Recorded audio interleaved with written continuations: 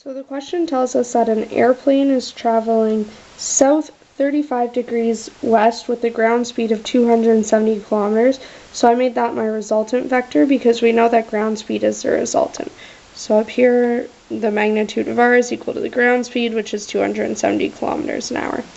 Then they gave us that the airspeed of the plane is 262 kilometers per hour at an angle of south 22 degrees west.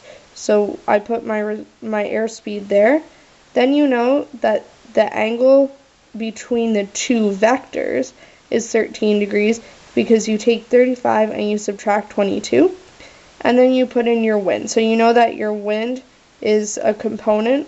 So you go from, you connect tip to tail, and then your resultant, of course, is the ground speed, and that's theta right there. So to find the magnitude of the wind, we set up the cosine law. So the magnitude of the wind squared is equal to the magnitude of the resultant vector squared plus the magnitude of the airspeed squared minus 2 times the magnitude of the resultant times the magnitude of the airspeed cosine the angle of the wind. Or angle W, sorry, which is the 13 degrees that we figured out previously. So after you evaluate all of this out, you get W squared is approximately equal to 3,690.1232. So then you find out that W, which is the wind speed, is approximately equal to 60.75 kilometers per hour.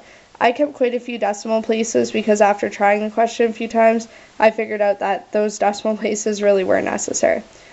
So next we have to find the angle at which the wind is traveling. You can't use sine law in this case because if you do it, you'll create an ambiguous case since you're trying to find the largest angle. So we use cosine law again. So we're trying to find essentially angle R, which is here.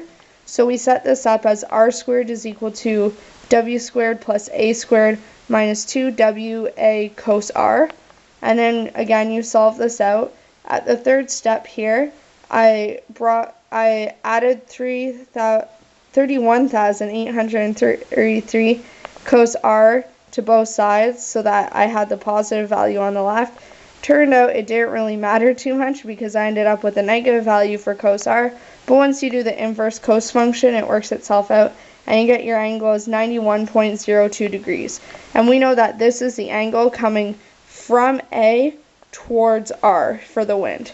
So then we write our concluding statement, which is the wind speed is 60.75 kilometers per hour in a direction of 91.02 degrees from A towards R.